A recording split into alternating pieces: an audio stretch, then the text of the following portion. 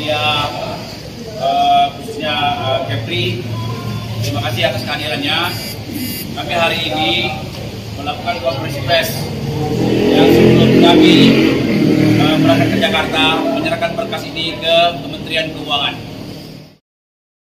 Yang mana kami dari Lembaga Perlawanan Perdagangan Ilegal, ya LKPPI, khususnya melakukan konferensi pers tentang regulasi kebobolan tentang rokok cukai yang sudah merugikan negara ratusan miliar bahkan triliunan rupiah. Secara teknis nanti itu akan disampaikan oleh abang dan kita Bang Syarial, dan nanti juga disampaikan oleh Bang Rona Andaka kita. Terima kasih. Untuk tegas menyatakan ini ilegal. Kalau ilegal tentu harus ditindak. Jangan sampai kita menjadi daerah yang abu-abu. Kita khawatirkan ini menjadi tidak baik, menjadi hal-hal yang tentu negatif, dan ini sudah berlangsung bertahun-tahun. Tentunya ada saatnya ini kita sama-sama bergandengan tangan. Sekali lagi kami sampaikan, saya sebagai juga anak jati diri Kepri bersama Bang Andi Cori dan bersama yang lain-lainnya. Walaupun apapun konsekuensinya, kita tahu secara masyarakat mungkin diuntungkan dapat rokok murah, tapi itu kan itu persoalannya. Kita ingin kepastian hukum. Sengaja lah kawan-kawan semua, ini bukan perjuangan Andi Cori, ini perjuangan kita sama-sama. Maka daerah kita dan ini kalau memang nggak selesai di daerah, kita selesaikan di pusat. Mungkin demikian dari tambahan dari saya. Kemudian mungkin Adinda Adaka menambahkan. Baik, Assalamualaikum warahmatullahi wabarakatuh. Salam sejahtera untuk kita semua. Baik kawan-kawan, menyambung dari yang disampaikan tadi oleh Bang Andi Cori dan Bang Syarial, saya ingin menyambung bahwa bentuk perjuangan ini bukan hanya sekedar kepastian hukum, tetapi juga adalah faktor ekonomi di sini kepada ekonomi kerakyatan. Kenapa? Karena bahwa dari cukai ini sebenarnya kita juga pemerintah daerah itu ada namanya dana bagi hasil cukai tembakau. Dan akibat banyak beredarnya cukai atau rokok ilegal ini, itu mengurangi dana bagi hasil bagi wilayah ini Kepri. Pertama. Kedua, kami menyadari betul bahwa ini akan membuat tidak nyaman bagi sebagian masyarakat kita, khususnya Tanjung Pinang, yang mengkonsumsi selama ini rokok murah. Tetapi ini adalah sistem ekonomi yang harus kita benahi, karena ekonomi itu harus ekonomi secara lebih luas dan secara lebih global. Kenapa? Penerimaan negara sangat rugi terkait kejadian-kejadian beredarnya rokok ilegal ini. Ketika penerimaan negara itu lebih besar, maka untuk kesejahteraan juga akan lebih besar. Kalau kita membaca aturan tentang dana bagi hasil cukai tembakau, itu juga sudah jelas 50% adalah untuk kesejahteraan, 40% adalah untuk kesehatan, dan 10% adalah untuk pembinaan masyarakat. Yang terkait di situ adalah permasalahan hukum. Dan saya mengimbau bahwa harus ada keinginan bersama dari aparat penegak hukum. Bea Cukai bisa membentuk tim berantas bersama Pemda melalui Disperindak dan Satpol PP untuk melaksanakan razia-razia peredaran rokok ini. Yang menjadi permasalahan adalah sebagai jati diri anak Kepri, kita juga malu. Kenapa? Berdasarkan informasi yang kita dapat, beredarnya ini di wilayah Sumatera, di Sumatera Utara, di Jambi, di Riau, di Palembang dan wilayah sekitarnya. Pintu masuknya adalah dari Kepri. Tadi sudah disampaikan oleh Bang Syarial, akibat FTZ yang tidak menyeluruh mungkin bisa menjadi salah satu faktornya untuk pejabat kita di pemerintahan mengkaji kembali tentang keberadaan FTZ di wilayah Kepri ini. Karena ini adalah imbas peredaran rokok ilegal ini, salah satu imbas dari aturan FTZ yang belum sempurna yang saat ini ada di wilayah kita. Terus juga kalau kita lihat di rokok ini, sebenarnya sangat banyak hal yang kita pertanyakan. Rokok-rokok yang beredar ini tidak pernah jelas pabriknya berada di mana. Mereka diproduksi di wilayah mana? Ada beberapa diproduksi di wilayah Jawa. Ketika mereka diproduksi di wilayah Jawa, maka mereka kan ada pintu masuknya ke Kepri. Ketika sudah masuk ke Kepri, mereka bisa sampai ke wilayah lain, maka ada pintu keluarnya. Disinilah kita minta peran Pabean melalui Bea Cukai untuk dapat lebih ketat mengawasi itu. Karena apa? Bukan untuk hanya sekedar masalah cukai rokok, tapi kami mempercayai ini ada hal yang lebih besar manfaatnya ketika negara mendapatkan hak sebagaimana yang harusnya terkait masalah cukai ini. Dan yang terakhir juga adalah faktor sosial akibat dari rokok murah ini. Banyak kita temukan sekarang anak-anak usia sekolah dengan mudahnya mereka dengan uang jajan mereka bisa membeli rokok. Karena dengan mereka 10.000 mereka sudah bisa membeli rokok dan mereka gunakan itu dipakai dengan usia sekolah yang SMP, bahkan saya pernah menemukan yang SD sudah mengisap rokok. Itu tentu kita sesali dan salah satunya akibat beredarnya rokok murah di Provinsi Kepri. Mungkin itu dari kami. Baik pada kawan-kawan. Baik, untuk penutup, ini adalah konferensi pers terakhir kita di Provinsi Kepulauan Riau. Dan mungkin hari Minggu atau Senin kami akan sama-sama ke Jakarta mengantar semua bukti-bukti bahwa Kepri adalah pintu perdagangan rokok ilegal yang merugikan negara lebih kurang ratusan sampai dengan triliunan. Kami ada mengutip juga beberapa poin-poin dari kementerian. Kebobolan daripada rokok ini ditargetkan di bawah 3%. Tapi hari ini Kepri sudah mencapai 4,7%. Ya, kami minta aparat penegakan hukum, baik itu dari pemerintahan, sehingga adalah Dinas Perindustrian Perdagangan dan Bea Cukai, Kepri khususnya, dan aparat hukum lainnya untuk dapat menindak ini dengan tegas. Tidak perlu ada yang melapor, tidak perlu ada, dan kami punya bukti lengkap semuanya. Mungkin begitu. Terima kasih. Bang, angkat dong pegang rokoknya, Bang.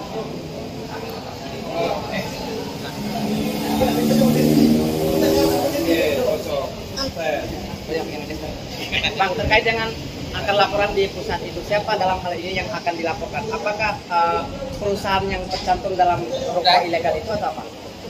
Baik. Jadi kalau soal melapor ini, kita bukan persoalan melaporkan siapa perusahaan, siapa enggak. Tapi kita melakukan kejadian fakta di Kepri. Jangan orang kondisinya seperti apa. Jangan sampai, mungkin di pusat nggak tahu, orang Kementerian Keuangan nggak tahu mungkin apa yang terjadi. Kita sampai ke fakta. Fakta pada hari ini, rokok ini beredar. Dan ini nggak ada cukai. Dan kemudian tidak ada penindakan. Ini kita kan negara, kita ini bernegara nih kan, ada aturan. Terus kita minta kepastian hukum atau kepastian dari ekonomi sampaikan kepada pemerintah pusat. Karena selama ini Bang Andi Cori sudah berjuang di daerah, maka nggak ada yang nanggapin. Kan berjalan terus ininya, berjalan terus. Jadi nggak ada yang nanggapin. Kita ke Bea Cukai. Ya kawan-kawan sini Mas, silakan dari konfirmasi ke Bea Cukai. Dan karena ini kita merasa di daerah tidak ditanggapin, ya kita pertanggungjawabkan. Jadi kalau mau bukti, kita sudah ada semua. Ada juga minimarket yang berkedok minimarket tapi jualnya rokok ilegal. Ya, kita sudah lengkap semua. Mungkin begitu. Saya mau Bang. Bang izin, di sini kan banyaknya maraknya rokok ilegal dan kemarin juga sudah tertangkap KPK ya terkait rokok ilegal yang ada di Bintan, Tanjung Pinang dan mungkin sampai Batam. Berapa sih kerugian dialami negara dalam sebulan terkait peredaran rokok ini?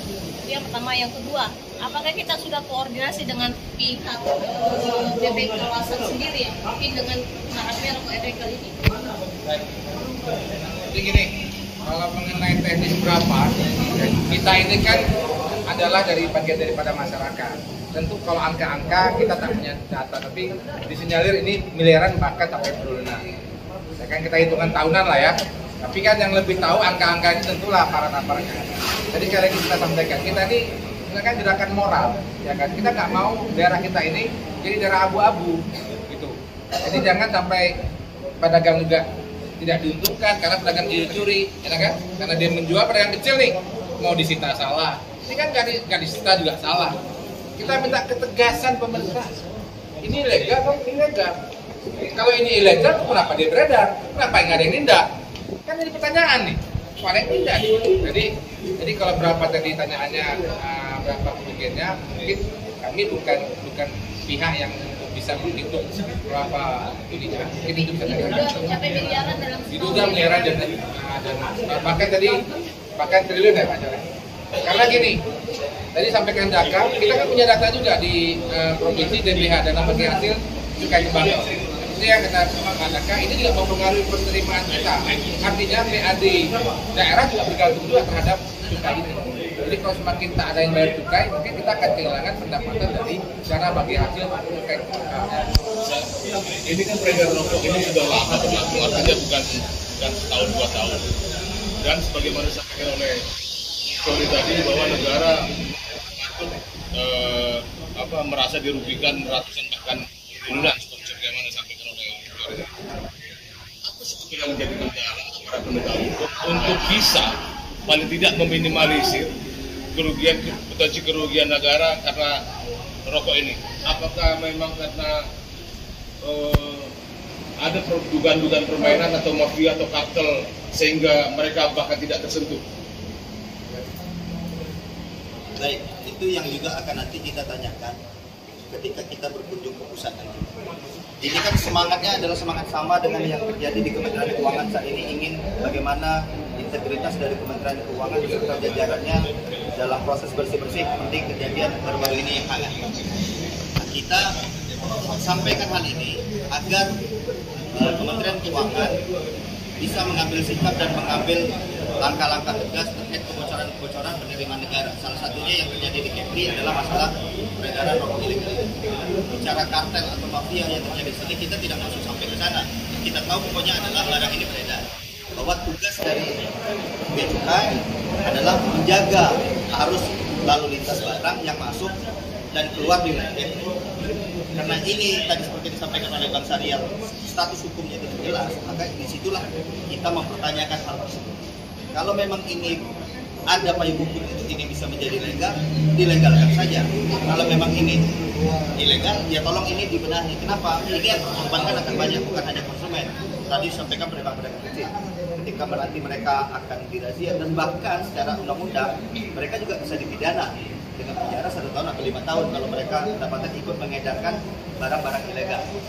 Gini. Berarti Bang, bisa dianggap Bea Cukai ini teledor ya Bang? Kalau kecolongan tidak mungkin, karena dia melalui, tadi Bang sudah bilang rokok ini melalui tidak hanya di Pelabuhan Tikus, tapi Pelabuhan Resmi juga. Berarti bisa dibilang Bea Cukai ini teledor atau memanfaatkan terkait beredarnya masuknya rokok. Coba yang simpulkan, barang ini beredar. Kita ada pengawas tapi barang beredar. Jadi mata. Kan gitu. Kita akan menyimpulkan sendiri. Yang jelas ada pengawasan tapi barang tetap beredar. Makanya kita sama Pak Andi Tori, kita sama-sama udah laporkan aja kita ke pusat. Nanti biar karena kan Bea Cukai itu kan dia berjenjang, dia bukan bagian dari pemerintah daerah, dia ada bagian dari jaringan pusat. Kita laporkan saja ke pemerintah keuangan.